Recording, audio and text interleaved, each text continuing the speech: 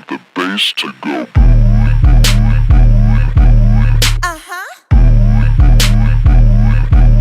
Okay. Hi. Lish. I like the bass to When I get dressed, I get dressed. When I get tested, I bring that lead. Don't want heat stickers in your chest. Maybe you should speak less. Say my name, I bring that pain. You ain't what you claim, so walk away. I'd rather party anyway. I like that time. Okay. All right, peace, party peeps. What's up? It's your girl Lish 2 times, and you are on the witness list. Witnessed by Lish. What's up? I got a guest, Niko Brim. What's going on? Yeah, here on yeah. FUBURADIO, powered by U42. Okay. Fire. I'm so happy to have you here. Likewise, I'm happy to be here. You know, I met you at Dizzy Banko's listening event. Yep. I knew that you were a dope artist. You know, his publicist at the time introduced us. Yeah, yo, said shout you out were Jazz. Jazz, Yeah. right. And initially she was like, yeah, because y'all aligned. Because y'all on some positive, vibey, you know, she was like, y'all need to meet. Y'all need to know each other. Y'all both from uptown. I'm from, you know, Harlem. Okay. I know you're from Mount Vernon. Yeah. Okay, period. All day. All day. 914. You put on heavy for your town. Yeah, absolutely. I feel like a lot of these artists, when they start like getting some traction, they don't want to claim Mount Vernon. They want to claim the Bronx. Yeah. What's up with that? I mean, I feel like we right outside the city, so it's like people want to feel like included. Yeah, it's Westchester. Like I think at the end of the day, Mount Vernon, Yonkers, you know, we contributed so much. So I don't ever feel the need to jack the Bronx. What's so crazy is my block is the first block of Mount Vernon. I'm a block away from 233rd. Wow. So it's like, it really does so feel like if you uptown. wanted to claim the Bronx, jack the Bronx, you actually could, but you choose to do the opposite. Yeah. I choose to do the opposite. I'd rather stand on it. And it's like, you know, Mount Vernon is all part of that uptown feel. When you come to Mount Vernon, it's heavy Caribbean. You know what I'm saying? People are outside. You know what I'm saying? It's not like, you know, Rochester or one of these places. Like, it's still very much in tune with what's going on out here. So You said it's not like it's Rochester. Let's be clear. Westchester County is pretty sizable, okay? Yeah, and you pretty can't big. get lost there. Yeah. I recorded White Plains a lot, so I already know. Like, Yeah, and White Plains from us is deep. Yeah, you know, that's like another Deep. 30 minutes from us. So I know Mount Vernon really well. yeah, okay? it sound like you know about I know, the you know what I'm saying? Like when Cardi was like, Lord only knows, I used to get it at Sue's. I was Yeah. like, yeah, Sue's Friday food. Yep, on the ass. Like, you know what I'm saying? K-Slay used to have the parties over there. I know exactly where that's at, Well, okay? shout out DJ Cranberry, DJ Mighty. Yeah, We was yeah. all in there early, so Yeah. So, and then, like you said, there is a lot of legendary artists from Westchester. yeah, for sure. I think like just hip hop culture as a whole, like not even down to the artists, you know, down to fashion, down to Gotta include mom dudes. Yeah, you feel me? Down period. to athletes, you know what I'm saying? Down Okay. to writers, you know, authors. Like there's a lot that comes out of there. So Yeah. I was always like, always had a lot of pride being from the town, and you know, I always wanted to rep it. Yeah, I like that. I like that for you. Appreciate you. You know what I'm saying? So, how did you become the Negro Phelps? The Negro Phelps. Yo, you wanna know what's crazy? What? So like when I was growing up, I used to be in school and like I was just hard headed. Like I never used to do my work and everything. And my brother went to private school, so they were like, "Yo, we gonna transfer you into private school," because my brother used to get really good grades and like I wasn't on school like that. And when I went to this private school, one of the things that I had to do was pick up a sport. So I'm like, damn, I gotta pick up a sport. And I was like thinking back to the summers, I always used to dust people at the pool. Like we would race and I'd always beat people. I said, yo, you know what? I'm gonna just join the swim team.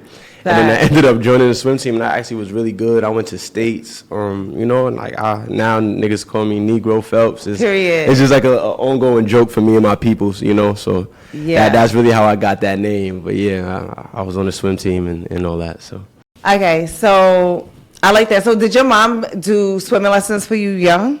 no. I picked it up just By in high yourself? school. I was in high school. They told me I had to pick a sport up. And I just, Never had a formal swim lesson. nah. And you became a lifeguard? Yeah. People entrusted you to save people's life without no swimming lessons, no coaching? Yeah, I mean, it's like What? You don't need I mean, let's keep it a buck. Like how many black families is putting their kids in swim lessons? I don't know, you know, because There was none of that. It was like, yo, get in the water and doggy paddle. You know what I'm saying? Doggy paddle is not Doggy swimming. paddle. That's No, not swimming. but I mean, when I got on the team, like the team, I guess like I would be my training. You feel me? Like Yeah. being in there with all those other kids at the time, like So they you were was getting me Nick right. Cannon on drumline. Like I was Nick Cannon on drumline. For Fact, swimming. yeah, like I had to catch up to everybody. I didn't know the ins and outs, but right. But I eventually like picked that. it up. Yeah. I like that. I like that a lot. Because I would have never thought you was about to tell me you just taught yourself how to swim. Yeah, I mean, but remember, I was on a team. Like, you learn on the team. Like, Yeah, it's not like I I came to the thought team. you gotta know how to swim before you get to the team, but whatever. I'm gonna let you have that. You know what I'm saying? Yeah. Can you swim is the question. Yes, I can actually. Yeah, you nice? I'm nice enough. I'm a lazy. You know what it is for me? I'm lazy. So like, I have a pool. So I live in I don't know how familiar you are from the city, but like one of my homes is in the city, and we have an indoor pool all year round, and it's a lap pool. Oh, wow. And I can never, like, I can swim, but I can never go full lap there and back, cause I be tired, I be bored, I be tired, but I can if I'm floating on my back. Yeah. You know what I'm saying? That's easy. You know what I'm saying? Like, you know what I'm saying?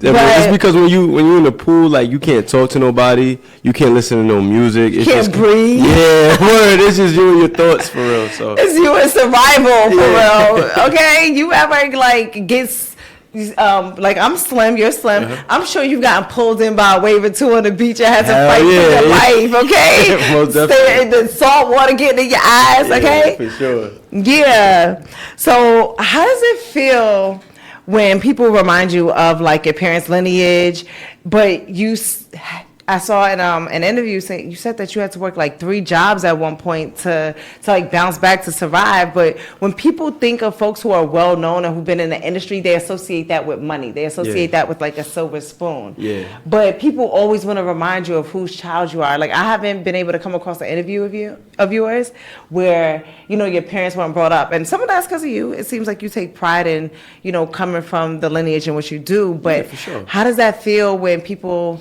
bring up your parents, but then you have to tell them, like, no, I was working 3 jobs at one point. I was really grinding. Yeah. I mean, it used to like frustrate me. Like, at this point, it is what it is. My parents are legendary, and I'm proud of them. You know what I'm saying? And I like to uplift my parents, you know, when I get a chance to, because my parents will do the same for me. You know what I'm saying? So I just feel like, you know, my story is my story, and if you know, you know. You know, my parents know what we all went through as a family, you know what I'm saying? And my mother has spoken about it, you know, publicly too. So, you know, like, it used to be frustrating just because I feel like people wasn't seeing me for who I was, and people would just kind of see me as an extension of somebody else, which is, as you continuing to build your own identity as a man or as a woman, like, you want to be acknowledged for who you are and what you bring to the table. And, you know, sometimes that could be overlooked when the people prior to you have success. And I felt like because of that, I had to prove myself to a much bigger demographic of people than people that's, you know, just coming from one or the other, you know. Like, it wasn't, I definitely grew up and I had a blessed life. I got to travel, I got to see a lot of things, but I also had real life experiences that grounded me and humbled me, you know what I'm saying, and put things into perspective and allowed me to appreciate the blessings that I do have. So, you know, I just look at it at this point, like, if you know, you know, when you hear my music and you hear the content of my music, that's inspired by my life, you know, not nobody else's. So, you know, it's like, now I'm grown, like, it is what it is. Period. Yeah. I like that. Yeah. So I hear a lot about your mom, and you have to forgive me because, like, honestly, I've seen your mom's face before. I couldn't tell you where. I didn't know of your mom really until, you know, it's not my generation. So I really didn't know of your mom until, like, digging into you a little bit more, like, doing my research on you. I started learning more about her through my study of you. So, me hearing, like, even your Sway's Universe, I didn't like when he said, you know, your mom, you know, she was a single mother with 3 children. But then you speak about your father a lot. So was he, like, super active in your life? I mean, my father, when my parents, like, I come from one of those families, like, my parents split up when I was mad young. So, growing up, I was raised by my mother, you know what I'm saying? I was raised by my mother and my grandmother, really. But my father did the best with the tools that he had, and my father didn't have a pops, you know what I'm saying? So I look at it like, you know, I have a respect for my father because no matter what he did, he tried. You know, and I got homies who fathers never tried. They ain't Right. never have a conversation with their father. And, you know, I had plenty of those, so I just choose to acknowledge it. But, you know, if we breaking it down all the way, yeah, I was raised by my mother and my grandmother. You know what I'm saying? My grandmother took a big role in my life and you know, my siblings' lives. You know, our parents had us young and they was working in the industry. So, you know, to juggle that, you know, grandma came in and, you know, really held it down. But, you know, I got love and respect for my parents. I don't want to be on no platform and, you know, like airing out my pops or like airing out my mother. It's you know not what I'm about, saying? you know, I don't think that it's always about airing them out, though. Sometimes it's just the facts are the facts, and they do shape who you are. Yeah. And sometimes it does translate in the music. It translates in, you know, the bigger your brand grows, the more people are going to know about your personal life and want to know about your personal life, like I do. Like, how did your relationship with your father affect the way you are when it comes to, like, dating, or the way you even approach, you know, courtship and things like that, you know? I mean, that's a good question, and like it kind of has a layered answer. I feel like my pops, my pops has 4 kids, you know what I'm saying, like different baby moms, you know. All of them? Well, me and my sister got the same mom, but you know, my other sisters, you know, it's different. So I come from like a very blended family. You know, I didn't really know my grandfather. My grandfather had 5, 6 BMs that he knew about, you know what I'm saying? So for me, like growing up, I didn't really have a family that was, I didn't have a family that was just like, you know, same mom, same dad, everybody. It was very blended and a lot of things was going on, you know, was happening. So I feel like for me, like that impacted me just kind of like going with the flow. Like I never put too much pressure on dating people, you know what I'm saying? Because like I ain't really see too many people work out all the way to the end, you know what I'm saying? So I feel like it kind of just made me a bit more focused on my career, because both of my parents was really focused on their career. Like that was kind of like the number one thing that I seen them pursuing when I was a kid. So yeah, I feel like, you know, my pops gives me advice, because I'll be on the phone with him. We can't curse on here. I'll be messed up.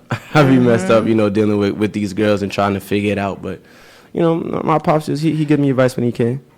So how do you feel even taking advice from an individual who never saw it through? Somebody who, like, you know, like my dad used to play the song, like, Papa was a rolling stone. Yeah. That was classic. You know, but the thing is, like, the reality is, so for me, even though my parents were also divorced, my father is such a stickler. Like, he stayed in his last marriage until his younger 2 children graduated high school, because he didn't want, number one, more children with any other women, and number 2, he wanted those children to grow up with 2 parents in the household.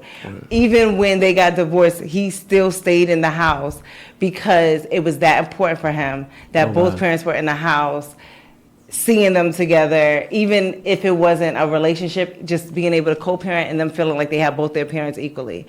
And I feel like a lot of people from our generation, like, they're not taking dating serious. They're not necessarily valuing marriage the same. And that's why I feel like we don't have a lot of love in our music. Like, that's why everybody want to spin a block, but not everybody's talking about tying knots. Not everybody's talking about jumping brooms. Not everybody's talking about, you know, things that, like, the nostalgia of when I listened to songs from, you know, the late 90s, early 2000s was like the love song era. Like, who's the Ashantis? Like, who's the girls that we, like, look up to, or guys that's singing without having to cuss people out in every other song because they're heartbroken all the time, or even giving their heart out to be heartbroken about. I feel like I miss that era too of like R&B that was really based on the love.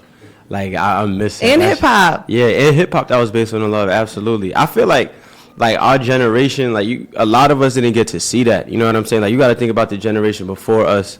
Generation before us was on that whole Reaganomics thing. They dealt with crack and all that stuff, and that like dismantled a lot of black families and black homes. And then now our generation is generation after that. You know what I'm saying? And a lot of us did not see those things. You know what I'm saying? So it's just it's hard to emulate what you don't know. And that goes back to, like, even with my pops, like, you know, giving him grace. And I'll say to anybody else that's listening to this interview that may have a father around that's trying to figure it out with you, that you got to understand, like, when people don't have the direction, it's way harder. you know, to figure those things out. And I think our generation does need more love, like, for sure, like, for sure. We need to, like, and I'm not gonna lie, I'm one of those, like, if I really love you, like, I'm gonna go hard about it, like, I'm gonna make sure you know it, you know what I'm saying? I'm gonna make sure you feel it, like, I'm a water sign. I don't know if you're in the zodiac, so like I'm kind of emotional when it comes to my women, and you know, I like that. I be wanting to make sure that they feel. You a lover boy? Yeah. But are you a monogamous lover boy? Come on, you see? Look. I'm just curious. I mean, because I'm looking at you, like you're handsome, you're well spoken, you make eye contact. So like to some women, and as a girl who I feel like, you know, on other people's platform, every single time I try to say something, I always be like, you're not old enough to da-da-da-da. But I have certain experiences that have allowed me to have a certain stature, and I get that in you even. Yeah. You know, you have really good posture. Appreciate you. Like, being able to make eye contact is uncomfortable for a lot of people. You know what I'm saying? Like, it's something like that makes them feel even insecure. Like, they got to look away. They got to slouch a little bit. Yeah. But for you to be a person that, like, literally, you know, stand 10 toes down, you have a very masculine energy. That is hella attractive. You know, and it can be intimidating, which is also attractive to women because they feel safe in that space. So naturally, a lot of women are going to gravitate towards you. There's going to be a lot of distractions out there. There's a lot of distractions out there. I do my best, like, I just try to stay focused, like, you know, like, I don't want to give the textbook answer, but I really do my best to stay focused. Like, growing up also without having that family, that's something I've always low-key wanted. Like, I've always wanted, like, a one woman, like, to be like, yo, like, you could have all my kids and I just hold it down. But that shit much easier said than done. Remember when I was a kid, I used to look at my pops like, yo, why you don't da-da-da? Nigga, by the time I was 20, I was like, shit. Yeah, I see. Because then you started experiencing, and then, like, see, I went to high school in Maryland, so very sheltered. Like, I went to, like, I had a very different experience. Whereas a city child, like somebody who grew up with, you know, a lot more concentration of distractions. You guys can get on a train, a bus, and be anywhere and meet anybody on any given Tuesday. Yeah. For me, it's either I met you at the mall, at Jillian's / Dave and Buster's at the time, the movie theater, or school. There was no other options. There was no, like, public transportation. We drove at 15 in Maryland. Oh, wow. You know what I'm saying? So for at me... 15? Yeah, you get your at 15. I started driving at 14, low-key. But that's a in New York, story. That's a blessing, because most New Yorkers don't want to learn how to drive until they're like 30, okay? 40 probably. Like, I have friends that are damn near 40 and still cannot drive. It's like, what the heck? How do you survive? I got homies like that right now. I got rid of my car in the city, but I love knowing that if I need to run an Enterprise and grab something real quick, you know, I could make it happen. Yeah. Like, and I used to work for Enterprise. That was my first job out of college. Oh, for real? Yeah. And, but anyway, so you was an Enterprise plug? You was holding it down? I still got some of the corporate codes. Okay, yeah. You know what I'm saying? I know the regional. I still got the regional manager's number by. I'm a DM you. We'll figure it out. Don't slide in my DMs. Ciao. Okay. Period. So what do you think about 50-50 relationships? Because one of the things you just said that stuck out to me was you said that you've always wanted the idea of having one woman who holds down a fort where you have all your children, and like you made it sound like that is her job, her role, her position, and while you taking care of business. And I kind of, again, that goes into like some of the things that I'm picking up from you. Yeah. Like I don't think that that's her responsibility. All right, this is what I think. I think that men and women, we're complementary. You know what I'm saying? If we puzzle pieces, like two puzzle pieces that are exactly the same won't fit and make the picture. One has to be a particular type of way. The other one has to be in response or reception to that. We're both in response and reception to each other, and we come together to make it happen. Okay. So I feel like with the woman, like there's a certain level of intuition and her like actually like, you know, birthing the children, that like I would listen to her opinion on them before I would just take my opinion. You get what I'm saying? Like I would counsel her, and I would respect what it is that she's thinking in regards to my household and my family. And then, you know, like on the flip side, with me being a man and being the type of man that I am, I know that she would honor and respect, you know, my choices. So I feel like when people talk about 50-50 and like a man should all just be doing this or women all should just be doing that, I think that it's not a one shoe fits all. I feel like every relationship is different, but it's like you need to have the communication to really get to that point. you know. So it's like I would do want her to hold it down, but she's never gonna be alone. You know what I'm saying? But that's it right there. So Yeah. just because her, like, one of the things that one of my, you know, I don't know how familiar, you sound like you woke, so I feel like you know who the most honorable Elijah Muhammad is. Yes, and one of the absolutely. things he would say is that the home is a woman's base, not her place. And, you know, I definitely hone that and I embody that, although I like it kind of being the place too. Yeah, absolutely. Okay, you know, I have a 5-year-old son, and one of the things that I've always thanked the Lord is that I didn't have to work while I was pregnant. Yeah. I didn't have to. I don't know what that feels like to go to work a job while pregnant. I don't know what it feels like to have to go to work 6 weeks after giving birth, or even a year. I didn't go to work until my son was 18 months old. Oh, that's beautiful. You know what I mean? Yeah. And like, so anybody could say whatever they want about their spouse, what they did do, but like, I believe that when a man is taking care of home or making sure that you're good, when he really, really respects a woman and the mother of his child, regardless of what happens between them, I believe that that should be true for almost all of them. Yo, 100%. Yeah, that's real, and I'm glad that you was able to have that experience. I be talking about that sometimes, like, going back to work immediately for a woman and what she just went through with her body is It's so crazy. much. It's insane. Yeah, and you know, like the FOI, I remember I had a really good conversation with one of the brothers at the FOI, and we was just building on certain topics, and we was just exchanging information.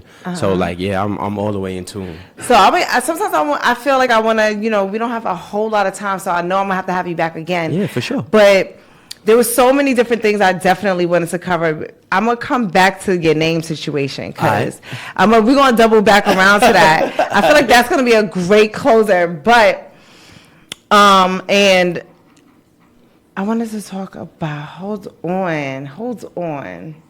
First of all, let me know I'm here. First of all, do you ever think you're gonna stop smoking weed? I mean, you had a conversation with the FOI. You had a nice little exchange. I exchanged wisdom, and I see a lot of wisdom in like even some of like your docu. I don't like to say little, big documentary, short behind the scene things you do. The last one you did, I think it was like a month ago. I think you were doing a bunch of stuff with the Billboard, BT, and you did something that stuck out to me because you know I'm Lish 2X, aka Lish 2 times, and everybody always likes to do this, but you did this, and I was like, yo, my brother is woke. He said we can't be divided. What did you say? I know we can't be divided. We gotta be like this. Yo, when I was growing up, this is back to my pops. I remember I used to, on the weekends, my father would take me. I remember one weekend I go to his crib and he was like, yo, look at me. I'm looking at him dead in his face. He's like, yo, when you raise your hand in class, you make a fist. And he said, when you throw the peace sign up, you throw the peace sign like this. Period. He was like, how could it be peace if we divided? He was like, you need to be unified. So I love that. You know, that was just like some of the knowledge that I came up on. That like me and my friends, like sometimes we joke about it, but it's really the stuff that keeps us grounded. You know what I'm saying? Yeah. Like coming up in Mount Vernon, there was a lot of that. You know, shout out to I. You know, shout out to Pete Rock and you know like my pops, Eddie F. Like all those dudes was big on, you know, that knowledge, you know what I'm saying? And they was just looking to pass it down. So I love that. Yeah, you know, I had to pick it up for sure. Yeah, I love that. So back to your song Marley's. You think you're ever gonna stop smoking weed? Do I think I'm ever gonna stop smoking weed? Yo, you wanna know? I don't see it. I don't see myself ever stopping. Do I see myself cutting back? Yeah, but I don't know. Weed where I'm at right now, weed is medicinal. You know what I'm saying? It helps just say you're dependent. It's okay. No, I'm not dependent. Oh, I'm so not dependent. I'm very strong minded. I could cut see. something cold turkey and live. Like I push through it. You feel me? But I see that in you. But the weed I to me believe in is like, you. yo, like I'm vibing. You don't smoke. This interview about you, not me. Yeah. so what you saying? It's all about you, bro. It's all about me. All right. Nah, but no, I don't smoke. I'm not gonna make it seem like I'm an angel where like I've never ever picked up a blunt before, that I don't like edibles or anything like that. I'm not gonna make it seem like that, but I just think that it's so funny to me because everybody always talk about like druggies and crackheads and stuff, but you ever been around a pothead who is somewhere and they can't smoke? Yeah. Have you ever been around? I have. Like niggas will say, "Oh my fault," the cursing I keep forgetting. But they be saying like, "Yo, you can't I can't eat unless I smoke." That's crazy. Crazy. No appetite. Not being able to eat before you smoke is crazy, and not being able to smoke without grabba is crazy. That's Insane. tobacco, bro. Like, you got a tobacco addiction. Like, yeah. So I feel you on that. Yeah. You know what I'm saying? Yeah, I think it's in moderation. Like, you got to figure out. You can't be so dependent on it where you can't have a good day. If you can't have a good day without smoking, cranky. Come on. Irritable. Yeah. I ain't smoked today. Look, I'm vibing. Yeah, okay. Times. Okay, period. You already know the rise. Yeah. So, one of the other things I really love is, so Michaela's one of your managers? Yeah, Michaela's my manager. Yeah. She's your director. Okay. Yeah.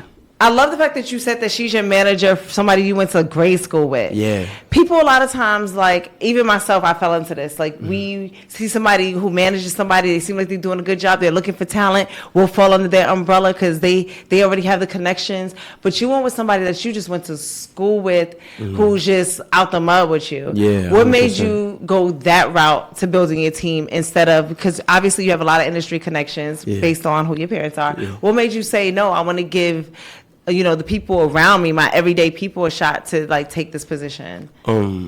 I think it's like really the authenticity, right? Because, like, a lot of people that I meet in the industry, that doesn't come with integrity and respect, and, like, those are certain morals and values that I need to know that you have to be in my corner to any capacity, manager, shorty, whoever you are, you know. And Michaela was somebody that, like, from when we was young, like, she was always such just like a strong woman, like, was 10 toes, you know what I'm saying, was unapologetically, like, fierce. Yeah. And so when I seen that she was making her runs in the industry, behind the scenes coordinating, and, I was making my runs as an artist, I was like, bro, like, we got too much in common, and, like, I can just see us taking the world by storm. And, I just I asked her one day, I called her, I was like, yo, would you be willing to do it?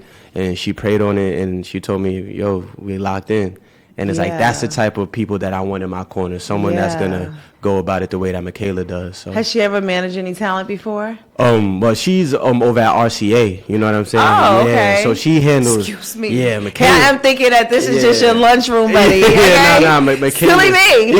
Michaela, she's on teams that work with some of the biggest artists in R&B right now. Okay. Yeah, so she coordinates, their rollouts and, their opportunities, and, is a liaison between them and streaming. Like, Michaela's that girl. Official, yeah. She's that girl. Yeah, I'm another thing on the to-do list, you know what I'm saying? But I know that she loves me, and she loves the art that, I'm creating.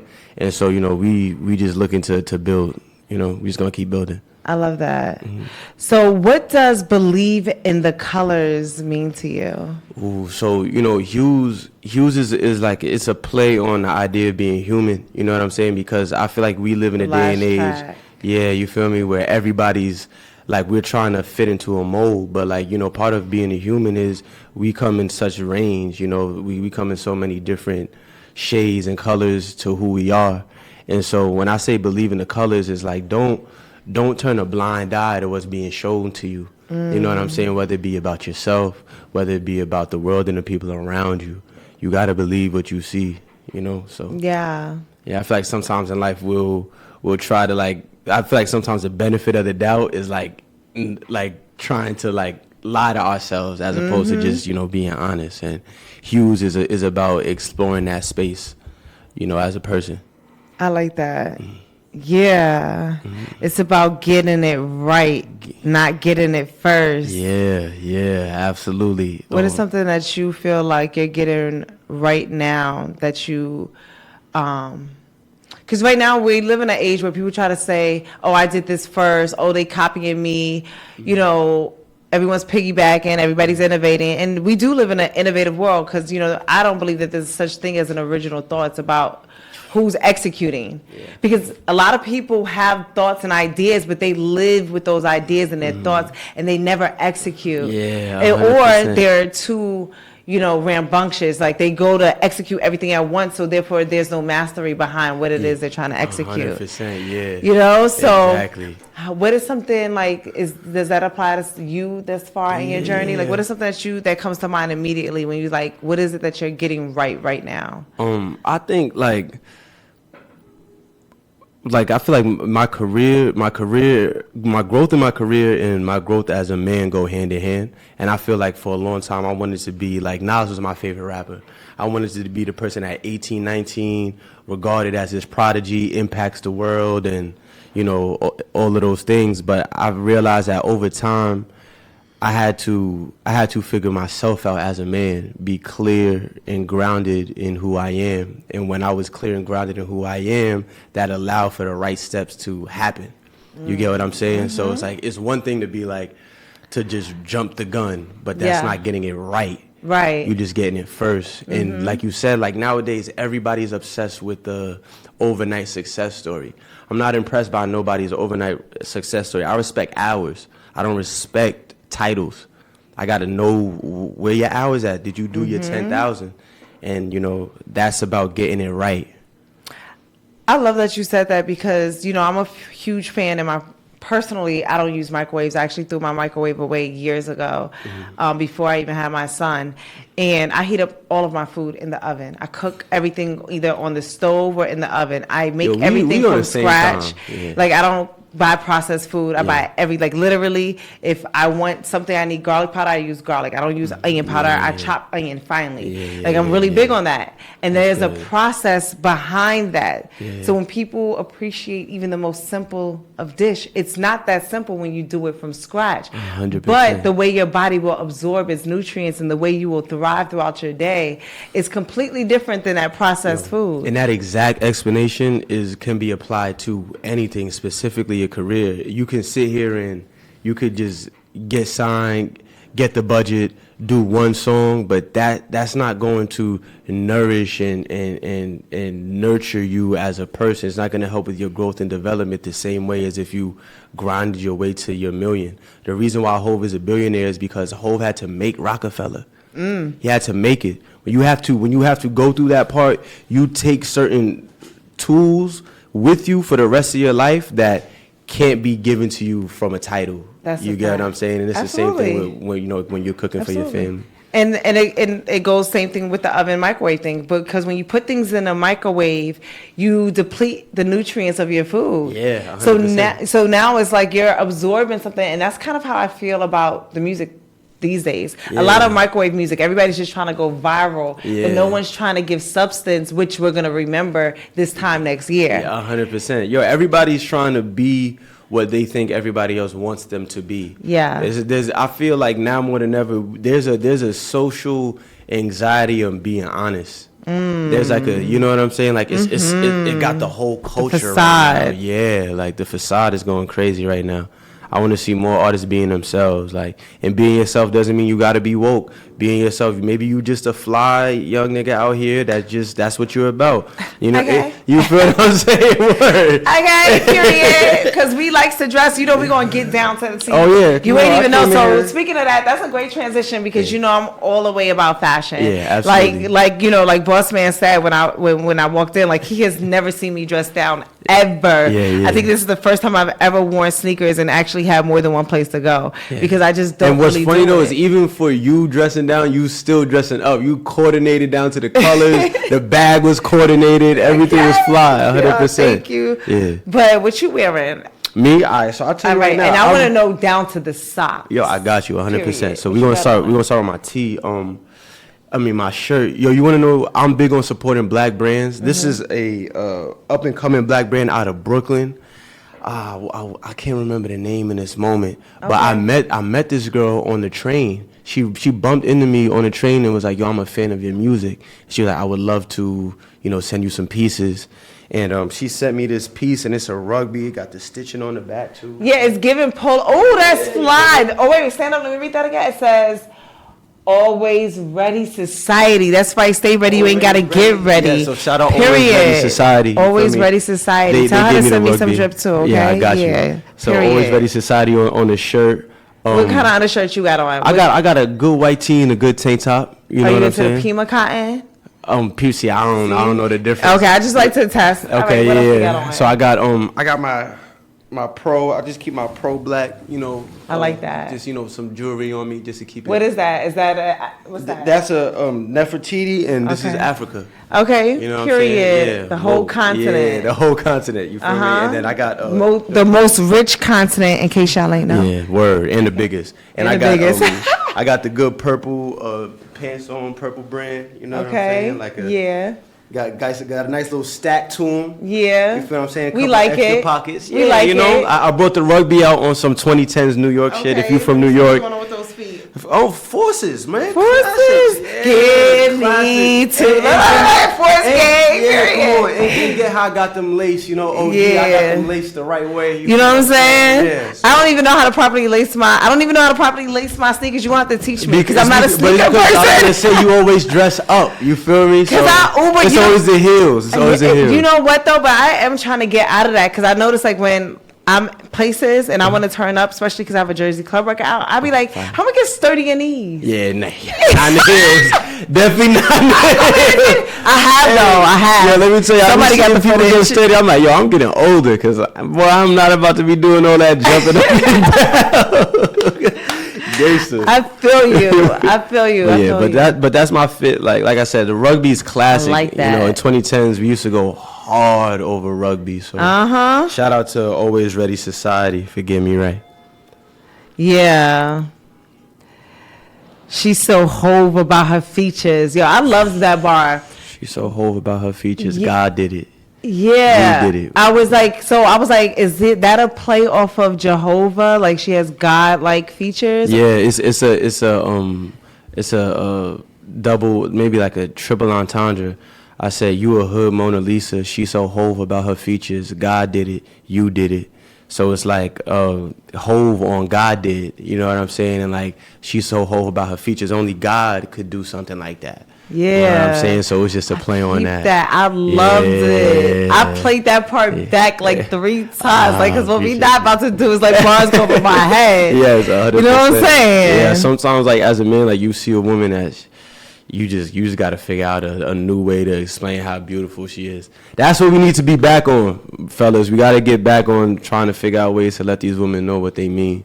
Yeah, definitely. But I think you're going to be the one to do it. Yeah. So if first of all, your name Niko Brim. Yeah. Now, you don't come across as anybody that's like gang affiliated or none of that stuff. But the good sis Star Brim, they associate that term Brim with like the Bloods. Yeah. Like, they try to call her, the godmother of the Blood gang and all that kind of stuff, Star Brim. So she had to change it to like Star Butte on Instagram. Mm-hmm. And she's not supposed to be associated with anybody with that Brim title. But you're wearing the Brim name and you're saying that it has nothing to do with the Blood. Yeah, it got nothing to do with the Bloods. Yeah, I'm not blood affiliated. That's funny you asked me that. I've been dealing with that shit since middle school.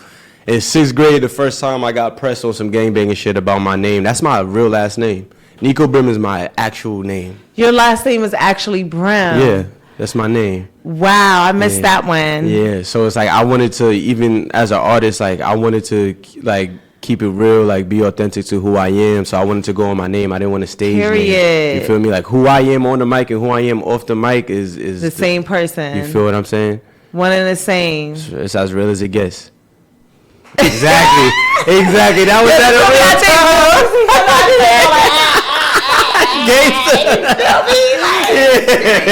That's gonna be our thing. Period. I love that. But I'm not blood at all. I'm not affiliated. I'm not gang banging. You know what I'm saying? I'm strictly focused on the music. I'm looking to build my community. Those are the things that's on my mind.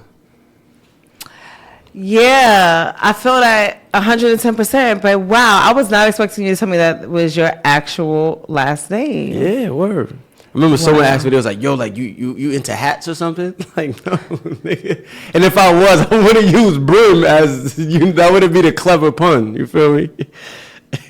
Yeah. So where's my Sim merch?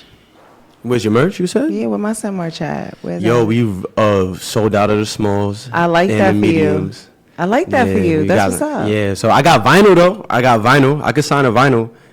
Hang it up. It would be nice. We need a vinyl in here. This is a legendary room. Yeah. So, yo, you want to know what's crazy? Something told me maybe I should bring the vinyls, but I wanted to travel light, but No, I'm sure it's we okay. will be back in here. I'll come back. Well, and- you'll definitely come back, and we're gonna get together on some other tips. Yeah. So, like, there's definitely got to be one that lives in the FUBU radio office, but and there's one for also you. got to be one for absolutely. It's got to be one for me. Yeah, I got you 100%. You know what I'm saying? Merch is good too. I should have bought one of those today. I was feeling preppy today. It was nice out. I said, let me put a collar tee. No, but you did that. You did that. You know what I'm saying? I hope you got some SPF on. I don't need you burning. Nah, black don't crack. Sweetheart. Nah, it do. It do. Sweetheart. And you know your And I ain't even that dark. I was gonna say your melanin is I don't really Yo, know. yo. Some of it got lost in the birth canal. I was gonna say you go past 145th, they start speaking to me in Spanish. You know, Right. what I'm I was about to So- say, like, sir. So right before I let you go, because I am gonna let you go as much as I don't want to, A good comment. because I feel like there's so many different things that we could definitely get to. But if your name wasn't Niko Brim, if you did actually assume a stage name and didn't go by your real actual name, what would your name be? The GOAT. The GOAT? Nah, I'm just saying. Because I have a name that I would call you. I think would be a dope name for you. A dope name for me. If I had another name, damn, like I don't even know. What would you name me? Human. Human. Yo, I'm not gonna lie. That's probably my favorite track on the whole project. Human. Yo. I just- Niki be like what, like Niko Hugh or some shit like You that. know, because there's so I know you're pushing a project, but it's Yeah. because there's so many references to that. Yeah.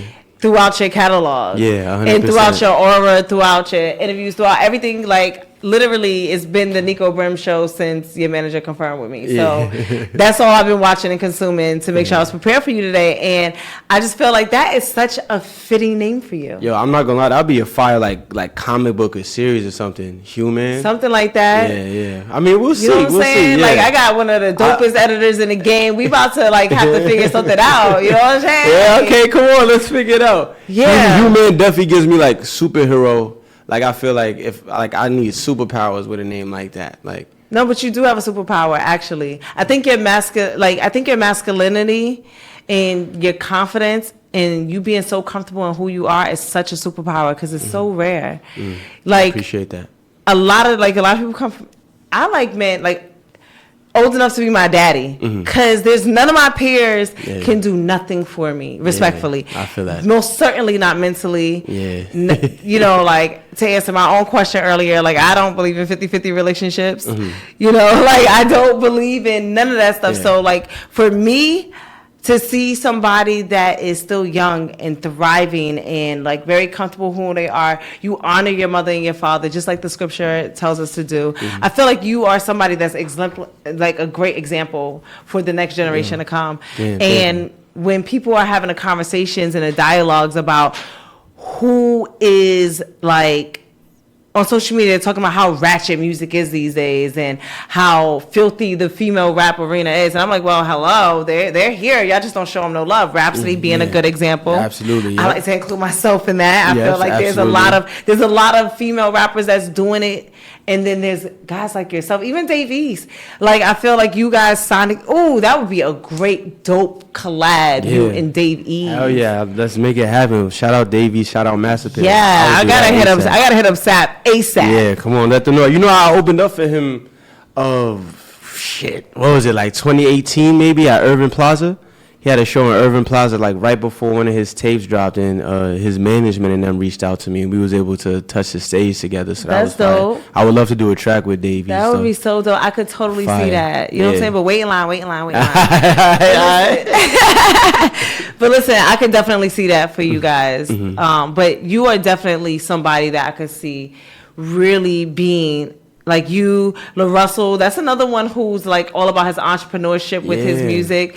Like I hear you talk about a lot of the same things. Yeah, that you know, talk about. me and LaRussell use the same platform when I released. So before Hughes went on streaming services, I released it last year, December 1st, and I released it on Even. That's the same platform that LaRussell uses when he releases his music. And on Even, you're able to set the price point on your art. You know, streaming is Yes. 0.004 of a cent.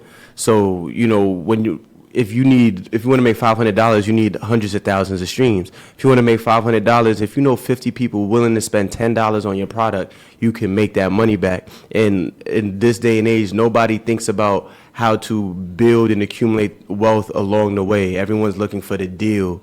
The clout yeah, more than you know the what I'm money. saying? And Yeah. shout out to Nip, because Nip was the person that taught me and LaRussell, you know what I'm saying, studying his Proud to Pay Blueprint, yeah. movement and his blueprint. But yeah, me and LaRussell, we definitely align mentally, especially when it comes to our business, for sure.